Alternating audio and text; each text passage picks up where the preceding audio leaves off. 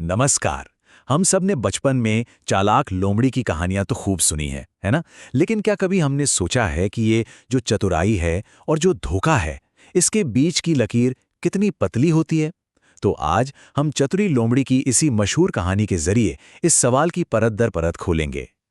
कहानी में आगे बढ़ने से पहले चलिए एक सवाल पर थोड़ा रुकते हैं। सवाल ये है कि क्या सिर्फ चालाक होना हमेशा जीत की गारंटी होता है? ये सवाल इस पूरी कहानी का आप कह सकते हैं केंद्र है, और इसका जवाब वो तो हमें कहानी के अंत में ही मिलेगा। चलिए तो कहानी के पहले हिस्से में चलते हैं। यहाँ हम मिलेंगे हमारी मेन कैरेक्टर चतुरी लोमड़ी से और जानेंगे कि भाई जंगल में उसकी पहचान इतनी चालाक क्यों बनी।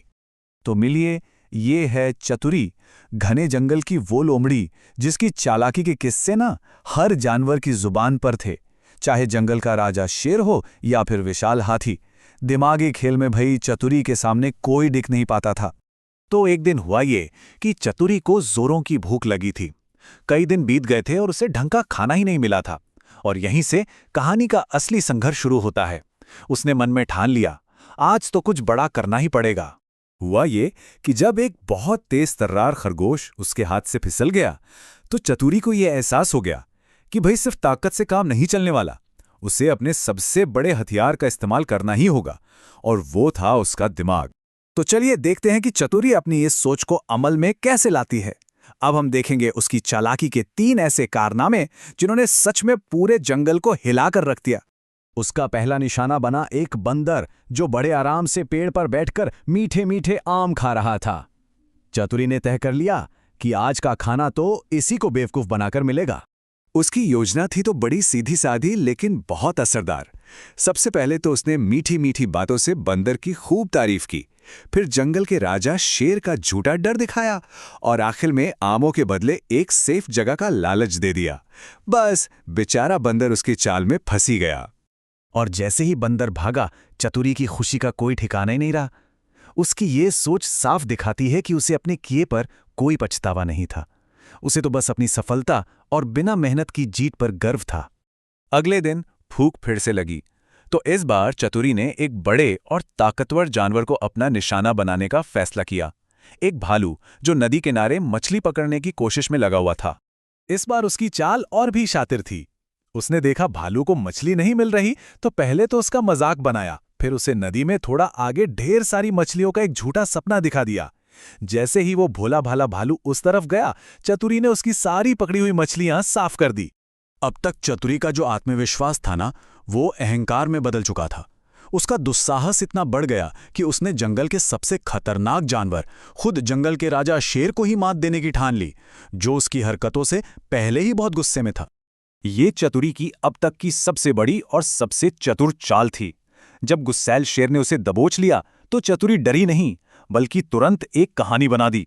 उसने शेर को बताया कि जंगल में एक और ताकतवर शेर आ गया है, और उसे सीधा एक कुएं के पास ले गई। शेर ने जैसे ही कुएं में झांका, उसे अपनी ही परछाई दिखी। उसे लगा कि ये तो कोई दूसरा शेर है, और बस अपने ही घमंड और गुस्से में उसने कुएं में छलांग लगा दी। चतुरी की योजना पूरी तरह से कामयाब रही। इस जीत के बाद तो चतुरी अहंकार से भर गई।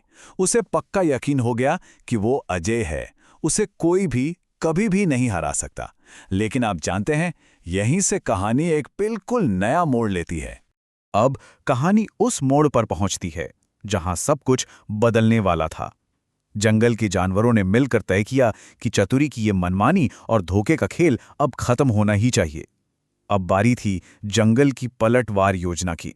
देखिए, सारे जानवर परेशान थे। उन्हें लगने लगा था कि चतुरी की वजह से जंगल में अब कोई भी सुरक्षित नहीं है। इसलिए उन्होंने मिलकर उसे सबक सिखाने का फैसला किया। और यह पहली बार था जब पूरा जंगल किसी एक के खिलाफ एकजुट हुआ था। उनकी योजना भी चतुरी की ही तरह चालाकी से भरी हुई थी। उन्होंने चतुरी को एक बड़ी दावत पर बुलाया और उसके लालच और घमंड का ही फायदा उठाया। खाने में नींद की जड़ी बूटी मिला दी गई थी, और जैसे ही चतुरी ने खाना खाया, वो गहरी नींद में सो गई।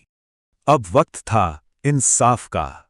चलिए देखते हैं कि जब चतुरी की नींद खुली तो उसे अपने कर्मों का फल आखिर किस तरह से मिला।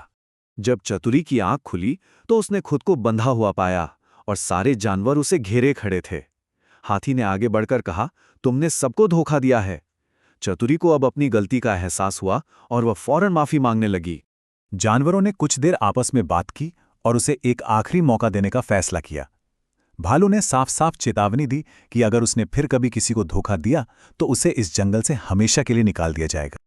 और इस चेतावनी के साथ चतुरी को मिला एक मौका, बदलाव का, सुधरने का और एक नई, बिल्कुल नई शुरुआत करने का। उस दिन के बाद चतुरी सच में बदल गई। उसने अपनी सारी स्वार्थी चालें बंद कर दी और अपनी उसी चालाकी का इस्तेमाल अच्छे कामों के लिए करना शुरू कर दिया।